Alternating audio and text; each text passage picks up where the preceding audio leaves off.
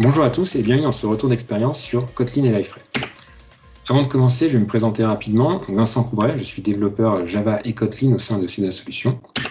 Donc, Sedona Solutions qui appartient au groupe Sedona. Le groupe Sedona a été fondé en 1998 par 2 personnes. Aujourd'hui, on est présent en France, à Paris, Lyon et Toulon, mais aussi à l'international, à Genève et Hong Kong. Sedona Solutions donc, est composé de 115 personnes. Et à l'intérieur de Sedona Solutions, j'appartiens plus précisément au pôle Java Forfait, donc une équipe de 12 personnes qui utilise entre autres Liferay depuis maintenant plus de 10 ans. On est également partenaire Liferay depuis 2011 et on a plus de 5 ingénieurs certifiés aujourd'hui dans l'Europe. Pour donner un petit peu de contexte à ce retour d'expérience, il concerne un projet qui a débuté en mars de cette année, un projet Liferay dans lequel on a décidé de développer nos modules en Kotlin plutôt qu'en Java. Aujourd'hui, le projet n'est pas encore terminé, mais il est suffisamment avancé pour qu'on ait suffisamment de recul pour faire un premier retour d'expérience. Donc cette présentation va d'abord présenter un petit peu Kotlin, qu'est-ce que c'est, pourquoi on a choisi Kotlin au lieu de Java pour développer nos modules, et enfin comment utiliser Kotlin dans Liferay. Donc Kotlin, c'est un langage de programmation qui a été créé par JetBrains, donc les éditeurs de IntelliJ entre autres.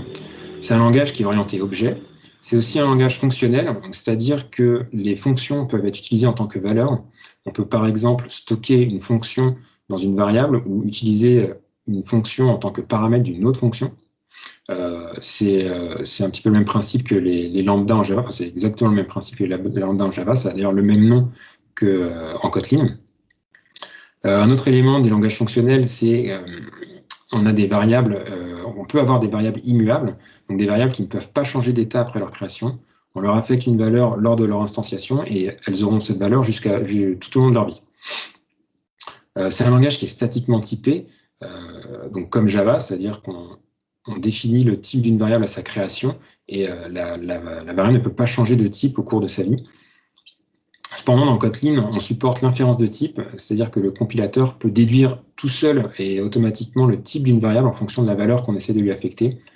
Si par exemple on déclare une variable en lui affectant une chaîne de caractères, Kotlin va déduire tout seul que cette variable est de type string. On n'aura pas besoin de le préciser, de coder explicitement que cette variable est de type string. Initialement, Kotlin fonctionne sur la JVM, c'est-à-dire que le code que vous écrivez en Kotlin, il est compilé en bytecode et ensuite il peut être exécuté par n'importe quel JDK. Un peu plus tard est arrivé Kotlin JS, donc votre code Kotlin va être transpilé en JavaScript et peut être exécuté sur n'importe quel moteur JavaScript. Et très récemment est arrivé Kotlin Native, donc là votre code est compilé en binaire qui est exécutable directement par votre machine sans passer par une JVM ou un moteur JavaScript. Nous, comme on fait du Liferay, on est plutôt dans l'univers Java, on va plutôt parler de Kotlin JVM et laisser les deux autres un petit peu de côté. Et pour finir, donc Kotlin JetBrains a mis son langage en open source, donc n'importe qui peut y contribuer et l'utiliser. L'histoire de Kotlin donc, commence en 2010, quand JetBrains a besoin d'un nouveau langage pour développer ses applications. À ce moment-là, ils développent tout en Java, mais ils sont un petit peu limités par le langage, notamment qui n'est pas encore fonctionnel. Du moins, les lambda n'existent pas encore, ils arriveront en Java qu'en 2014 avec Java 8.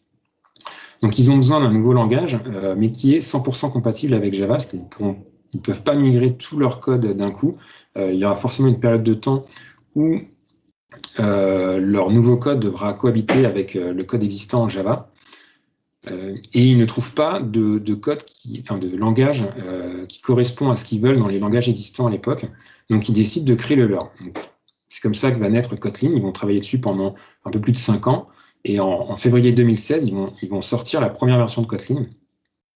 Un an plus tard, lors du Google I.O., Google va annoncer que Kotlin devient le second langage officiellement supporté pour les développements sur Android, après Java. Et en 2019, Google annonce que Kotlin est le langage officiel pour Android. Java ne l'est plus. Donc Kotlin a complètement remplacé Java.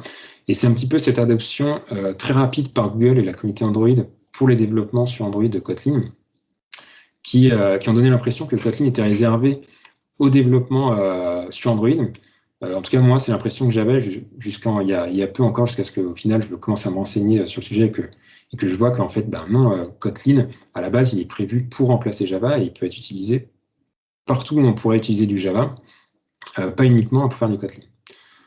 Donc en parallèle, JetBrains a continué de faire évoluer le langage et aujourd'hui, on en est à la version 1.4.10. Donc on peut utiliser Kotlin à la place de n'importe quelle enfin, à la place de Java pour n'importe quelle application qui tournerait en Java. Mais pourquoi utiliser Kotlin? Alors, Kotlin, c'est un langage qui se veut concis. Donc là, le premier exemple, c'est le classique Hello World. On voit tout de suite en Kotlin qu'on a une fonction main qui n'est pas encapsulée dans une classe. En fait, en Kotlin, on a des fonctions de level package, enfin de niveau package. C'est-à-dire que on les écrit directement dans le fichier sans les encapsuler dans une classe. Et on peut les appeler depuis n'importe où dans notre code. On le voit justement dans notre main, on appelle la fonction println, qui est une fonction de niveau package fournie directement par les libs Kotlin, qui correspond au système out println de Java. Et donc notre code notre fonction est appelable de partout. Après, il faut bien se rendre compte que derrière, ça va être compilé en bytecode. En bytecode, les fonctions de niveau package n'existent pas.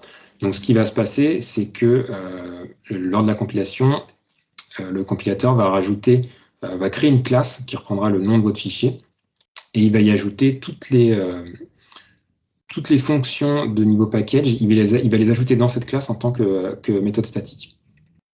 Mais pour vos développements en Kotlin, vous pouvez les appeler directement sans passer par une classe.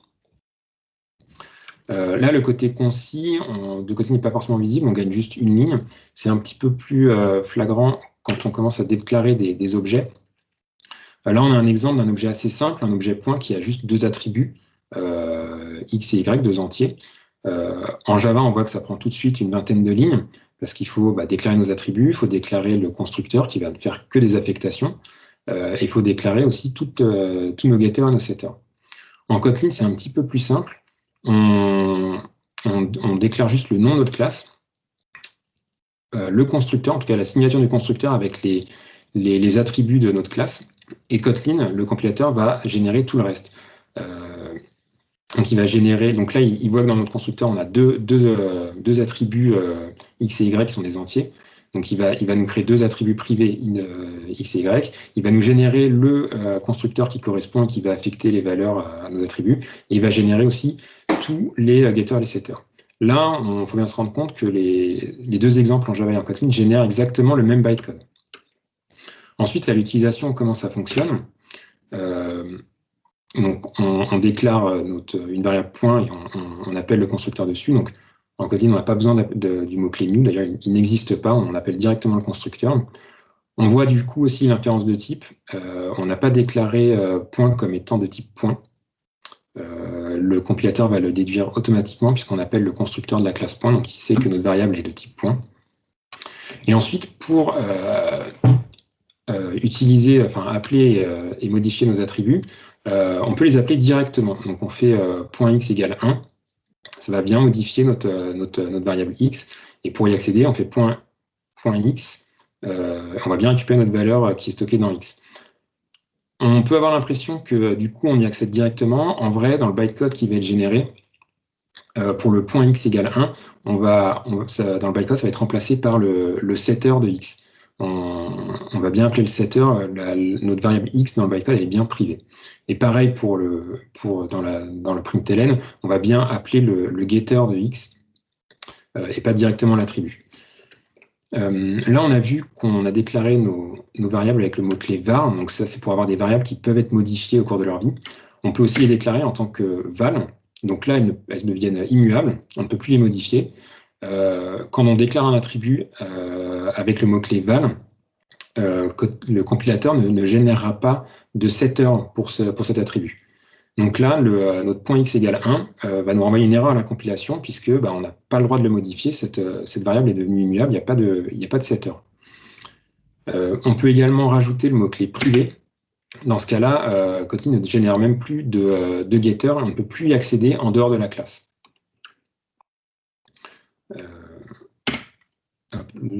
Kotlin, c'est aussi un langage qui est beaucoup plus sûr, notamment au niveau de la gestion des nuls. En fait, par défaut, un objet en Kotlin ne peut pas être nul. Si on veut qu'un objet soit nul, il faut l'expliciter. Dans le cas présent, là, on déclare donc une variable point de type point. Donc, par défaut, elle ne peut pas être nulle. Juste en dessous, on essaie de l'affecter nulle. On aura une erreur à la compilation. Kotlin va directement le détecter. Il va dire, bah non, cette variable ne peut pas être nulle. Donc, on a l'erreur directement à la compilation et pas au runtime. Si on veut pouvoir mettre nul dans une variable, il faut l'expliciter en rajoutant un point d'interrogation après le type. Donc là, notre point, il est de type point d'interrogation. Donc là, il peut être nul. Donc ça peut tenir soit un point, soit nul. Par contre, quand on fait ça, on ne peut plus accéder directement à nos attributs de notre variable sans vérifier que notre variable n'est pas nulle. Si on essaye de faire .x directement, on aura une erreur à la compilation, puisque Kotlin nous dit ben, cette variable peut être nulle, point peut être nul, et là, tu essayes d'accéder à une variable sans vérifier que point n'est pas nul, donc je mets une erreur. Si on veut pouvoir y accéder, il faut utiliser faut vérifier que le point n'est pas nul, donc on utilise un point d'interrogation avant d'appeler l'attribut, donc l'attribut ou la méthode. Hein. Avec le point d'interrogation, en gros, soit la partie à droite du point d'interrogation est nulle, et dans ce cas-là, toute l'expression renverra nulle, soit la partie n'est pas nulle, et donc, pardon, c'est la partie à gauche, si la partie gauche du point d'interrogation est nulle, toute l'expression renverra nulle, et si elle n'est pas nulle, il continue, et il va essayer de récupérer x, et il affichera la valeur de x. Donc là, en l'occurrence, point est nul, donc on n'ira pas plus loin, on va afficher nul, mais on ne plantera pas. On peut aussi utiliser 2 points d'exclamation avant d'appeler une méthode. En fait, là, quand on fait ça, on dit au compilateur, bah, je suis sûr que à ce moment-là, dans mon code, mon objet ne peut pas être nul. S'il est nul, tu me remontes une exception. Le compilateur est aussi un petit peu intelligent dans le sens où si vous faites une vérification de nullité sur un objet, à l'intérieur de votre condition, en fait, on sait que l'objet ne peut pas être nul puisqu'on l'a vérifié. Et donc, vous pouvez accéder directement à vos attributs. On a un petit peu le même principe sur les 2 points d'interrogation. À partir du moment où vous faites 2 points d'interrogation sur un objet, on sait que dans la suite du code, cet objet ne peut pas être nul. S'il était nul, on aurait une exception, donc on n'irait pas aussi loin. Et donc, dans la suite du code, vous pouvez appeler directement des attributs sur cet objet. On sait que ce ne sera jamais nul. Kotlin a aussi des castes automatiques. Là, on a un exemple avec une fonction qui prend en entrée un objet de type any. Donc, type any, c'est l'équivalent du type object de Java en Kotlin. Donc, on vérifie si notre objet est de type point, donc avec le mot-clé is, qui correspond à instance of en Java. Et donc, si c'est le cas, on rentre dans le if, et là, le compilateur autocast tout seul notre objet en point. On sait que c'est en point, on n'a pas besoin de le préciser de nous explicitement. Et donc, du coup, on peut appeler les attributs de notre objet point, de notre classe point sur notre objet. Kotlin, c'est aussi un langage qui est complètement interopérable avec Java. Alors ça, c'est peut-être un des points les plus importants du langage. En gros, tout ce qui est écrit en Java peut être appelé dans votre code Kotlin et vice-versa. Si tout ce que vous écrivez en Kotlin peut être appelé et utilisé dans du code écrit en Java.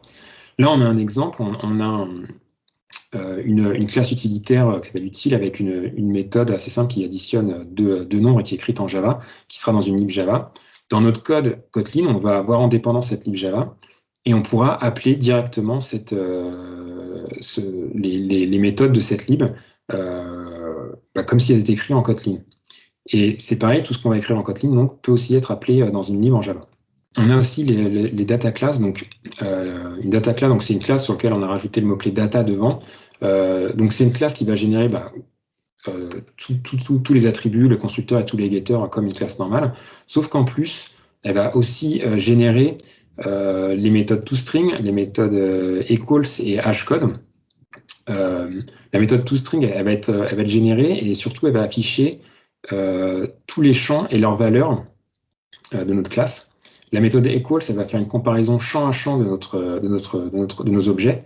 Et la méthode hashcode, elle va créer un hash à partir des champs et des valeurs de nos champs plutôt que par rapport à la référence de l'objet. C'est très pratique pour quand vous avez des DTO, enfin, en tout cas, vous voulez faire des POJO, c'est très pratique. Et avec ça aussi, dans Kotlin, on a les extensions. Donc les extensions, c'est pour étendre le comportement d'une classe sans forcément créer une classe d'extension. C'est-à-dire que en Java, si on veut rajouter, on a une classe, on trouve qu'il manque des méthodes, on veut lui en rajouter, on va être obligé de créer une classe à nous qui va étendre la classe qu'on veut modifier et rajouter nos méthodes dedans. Dans notre exemple, par exemple, on veut étendre la classe user pour lui rajouter une méthode toDTO afin de remplir le DTO qu'on a créé depuis un user. Donc en là, on serait obligé de créer un myUser une classe myUser qui étendrait de la classe user et qui rajouterait, et qui définirait en plus une méthode toDTO. Ce qui n'est pas très pratique parce que ça veut dire que partout dans votre code, après, vous êtes obligé d'utiliser votre classe myUser au lieu de la classe user en l'occurrence de Liferay. En Kotlin, donc, vous pouvez faire une extension. Donc, c'est une fonction de niveau package. Vous mettez le nom de la classe que vous voulez étendre, vous mettez le point, le nom de la fonction, et ensuite vous définissez votre fonction. Et en gros, cette fonction va être perçue comme appartenant à la classe user. Alors en vrai, elle n'y appartient pas vraiment. À l'intérieur de notre fonction, l'objet qu'on étend est référencé comme this, mais en réalité, on n'est pas dans la classe, on est à l'extérieur, donc on n'a pas accès à tout ce qui est privé. Tous les attributs, les méthodes privées de notre classe user ne sont pas disponibles dans notre extension. Parce qu'en vrai, au final, ce qui va être généré en bytecode, c'est une méthode statique et la classe qu'on étend sera passée en paramètre de notre méthode statique. C'est le compilateur qui fera le mapping. Et donc, à l'utilisation, là, on récupère un utilisateur, un user via notre service, notre local service utile. Et ensuite, pour le transformer en DTO, on a juste à faire user.toDTO. On n'a pas besoin de passer par une classe custom myUser ou autre. En Kotlin, on peut aussi surcharger les opérateurs. Pour ça, il suffit de créer une méthode dans votre classe avec le mot-clé opérateur et ensuite vous utilisez le nom, en nom de méthode, vous utilisez le nom de l'opérateur que vous voulez surcharger. La liste des noms disponibles, les opérateurs est disponible dans la doc Kotlin. Et ensuite, ça fonctionne comme une méthode, vous l'avez créé comme une méthode normale. Et à l'utilisation, vous pouvez utiliser l'opérateur. Donc là, on a l'exemple avec une fonction plus, une fonction minus aussi, qui a un raccourci d'écriture. En Kotlin, quand vous avez une méthode ou une fonction qui renvoie directement une valeur, vous pouvez en fait la mettre sur une ligne avec l'opérateur égal, puis l'expression. Ça vous évite d'ouvrir des accolades et de mettre le mot-clé return. Et en plus, comme c'est une affectation, Kotlin, grâce à l'inférence de type, permet de détecter tout seul le type. Vous n'avez même plus besoin de préciser que votre fonction renvoie un point. Kotlin le détecte tout seul. Et donc, comme je disais, à l'utilisation, une fois que vous avez fini de surcharger vos opérateurs, vous pouvez soit utiliser directement le nom de la méthode en faisant P1 plus P2, ou utiliser directement l'opérateur P1 plus P2 ou P1 moins P2.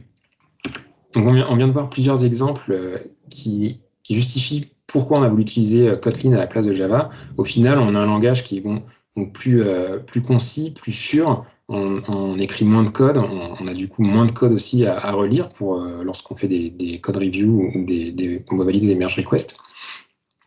Au final, on est plus productif. C'est plus agréable en fait de coder en Kotlin. Donc voilà pourquoi on a choisi Kotlin à la place de Java pour développer nos modules. Et maintenant, on va essayer de voir comment utiliser Kotlin dans Liferay. Donc, notre première étape, c'était déjà de se demander, est-ce que Liferay n'a pas déjà fait quelque chose pour Kotlin pour Kotlin dans Liferay. Et il se trouve que oui, en regardant leur doc, donc ils ont créé un exemple de portlet en Kotlin, donc qui est disponible sur leur GitHub dans le projet Liferay Blade Sample. Donc c'est une portlet très simple qui contient juste un petit formulaire avec un seul champ texte, et quand on valide, ça affiche le texte qu'on a saisi dans le champ. Donc on peut le récupérer sur leur GitHub ou via la commande blade samples kotlin-portlet. Donc c'est ce qu'on a fait. On a regardé un petit peu comment était composée cette portlet. Donc il n'y a pas grand-chose qui change par rapport à une portlet en Java, si ce n'est qu'à la place d'un src main Java, on a un src main Kotlin, et que nos classes, au lieu d'être en Java, sont en Kotlin. Donc si on regarde un petit peu plus dans le détail, donc sur le fichier de build, l'exemple fourni par Liferay est en Gradle. Il y a juste la liste des dépendances nécessaires pour les portlets. Donc pour l'exemple, j'ai extrait juste celle qui nous intéresse, c'est-à-dire la lib du bundle OSGI de Kotlin. Pour que ça fonctionne, ça ne suffit pas, il faut aussi y rajouter le plugin qui compile en Gradle pour Kotlin, enfin qui compile Kotlin en Gradle, la ligne pour appliquer ce plugin. Nous, de notre côté, chez Sedona, toute notre usine logicielle est basée sur Maven. Donc on a généré un pom.xml qui correspond à ce fichier Gradle. Donc là, j'ai remis juste les éléments importants. Donc en gros, on utilise donc le Kotlin Maven plugin pour compiler notre code en Kotlin. Et bien sûr, on ajoute la dépendance, donc du bundle OSGI de Kotlin. Donc dans ce fichier, il y a un choix qui a été fait qui nous a posé quelques problèmes, mais on reviendra dessus plus tard. Pour l'instant, on va juste l'analyser sans jugement. Donc on a une ligne conditionnel package, Kotlin.étoile. Donc cette ligne-là, qu'est-ce que ça fait? Ça va récupérer tous les packages qui commencent par Kotlin et ça va les inclure dans notre module lorsqu'on va générer notre bundle OSGI. Du coup, dans le import package, on dit qu'on n'importe pas les packages qui commencent par Kotlin qui sont exportés par d'autres modules qui pourraient être présents dans le serveur Liferay. Effectivement, si quelqu'un partage une autre version de Kotlin, ça pourrait entrer en conflit et poser des problèmes avec notre portlet qui ne fonctionnerait plus. Et ensuite, le code, donc là, le code de la classe Kotlin Greater Portlet. Donc, ce qu'on voit, c'est exactement le même code qu'on pourrait voir en Java, sauf qu'il est à la syntaxe Kotlin. On utilise exactement la même annotation avec les mêmes paramètres, donc la notation component. On voit que notre classe, elle étend bien MVC Portlet. La seule différence, c'est que c'est pas le mot-clé extend, c'est juste 2 points. Donc ça, c'est la syntaxe Kotlin. Pareil pour notre méthode doView, qui override donc celle de MVC Portlet. Donc override dans Kotlin est un mot-clé, c'est pas une annotation. Et le throws pour les exceptions, là en Kotlin c'est une annotation, c'est pas un mot-clé. Donc au final, avec cette portlet, si on la compile et qu'on la déploie sur notre serveur Liferay, ça marche très bien. On est plutôt content, mais on a quand même quelques soucis, comme je le disais, avec le fichier bnd.bnd. En gros, le fait d'inclure la lib Kotlin a plusieurs effets. Le premier, c'est la taille du module.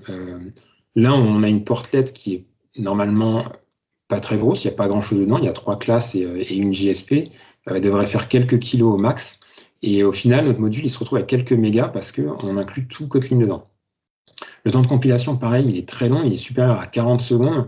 Là encore, ce qui prend du temps, c'est la copie de toute la lib Kotlin dans notre module. On peut se dire pour une portlet, 40 secondes, c'est pas si long, mais quand on commence à avoir 10, 15, 20 modules, on a tout de suite un temps de compilation qui peut monter à 15-20 minutes. Surtout que là, on parle de portlet où il n'y a rien dedans. Dès qu'on commence à avoir un peu plus de traitement, ou que déjà la compilation prend un peu plus de temps, on va monter à 1 minute, 1 minute 30 par portlet. Ça peut devenir très très long. Nous, on voulait utiliser Kotlin pour gagner un petit peu en productivité. Là, quand on a un build qui dure 20 minutes, c'est un petit peu dommage.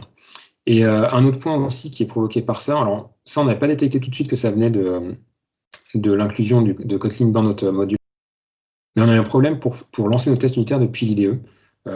Quand vous lancez vos tests unitaires à la suite de votre MVN, quand il se lance en tout cas à la suite de votre MVN clean install, il n'y a pas de souci, il se lance très bien. Par contre, quand on essaye de les lancer manuellement via l'IDE pour les tester parce qu'on est en train de les développer par exemple, et bien une fois sur deux, ils plantent parce qu'ils ne trouvent pas la lib Kotlin. On est obligé de rebuild tout le projet. Là encore, ça me fait perdre du temps. En termes de productivité, on n'est pas très très bien. Donc la solution qu'on a mis en place est très simple, c'est de ne pas inclure Kotlin dans notre module.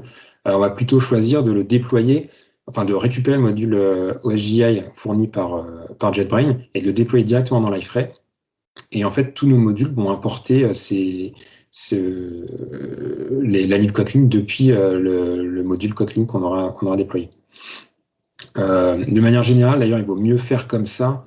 Il n'y a pas vraiment de raison d'inclure une librairie dans son module, sauf si c'est vraiment une toute petite librairie et qu'elle n'est pas partagée par d'autres modules. Là, dans le cas de Kotlin, à part peut-être le cas où vous ne savez pas trop, vous voulez faire un module pour la communauté, vous ne savez pas trop dans quel Liferay va être déployé. Est-ce qu'il y aura déjà un module Kotlin? Si oui, est-ce que ce sera la bonne version? Et du coup, dans le 12, vous préférez avoir un module complètement autonome qui inclut sa version de Kotlin dans son module. C'est peut-être la seule raison, et même là, je pense qu'il vaut mieux ne pas inclure la lib Kotlin et dire et préciser que votre module ne fonctionne qu'avec telle version minimum du module SGA de Kotlin. Donc pour les portlets, ça marche. Maintenant, la question, c'est pour les autres modules. Effectivement, Liferay ne fournit aucun outil pour créer des modules directement en Kotlin.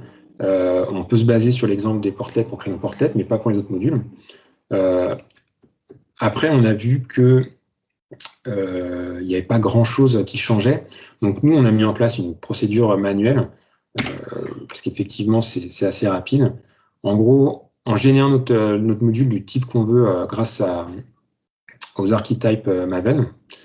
Une fois qu'on a notre module qui est généré, donc en Java, on modifie le build pour déjà remplacer le module de compilation Maven par défaut par celui en Kotlin. On n'a plus besoin de compiler en Java, on va utiliser le module Kotlin. Et on rajoute notre dépendance vers le bundle OSGI de Kotlin. Ensuite, on renomme notre répertoire src main Java en src main Kotlin et on convertit tous nos fichiers Java en fichiers Kotlin. Ou alors, ça on le fait si on veut repartir des fichiers qui sont proposés dans le template de Liferay. Sinon, on peut aussi les supprimer et repartir de zéro. Sachant qu'en Kotlin, enfin en tout cas via IntelliJ, si vous copiez-collez du code Java dans un fichier Kotlin, IntelliJ va vous proposer de le convertir automatiquement en Kotlin. Et la conversion est plutôt propre, il y a très peu besoin de repasser derrière. Donc au final, convertir un fichier Java en fichier Kotlin, c'est pas si compliqué, si long que ça. Nous, au final, cette procédure, donc, elle est restée manuelle, on ne l'a pas automatisée parce que ça demandait beaucoup d'efforts pour très peu de gains, parce qu'au final, on ne crée pas non plus des modules tous les jours. Mais peut-être à l'avenir, si on continue à développer des modules en Kotlin sur d'autres projets, peut-être qu'on y pensera. Donc, au niveau des modules qu'on arrivait à générer, donc a priori, on peut faire tous nos modules en Kotlin, il n'y a pas de souci. Nous, on a pu tester et vérifier que ça marchait avec les modules portlet, API, service, les indexeurs aussi, les panels app et les web services REST. Il n'y a pas de raison que ça ne marche pas pour les autres Kotlin, les autres modules. C'est juste que on n'a pas eu l'occasion d'utiliser ces autres modules dans notre projet. Par contre, il y a quand même un module qu'on n'a pas pu passer en Kotlin, qu'on a laissé en Java, c'est le Service Builder.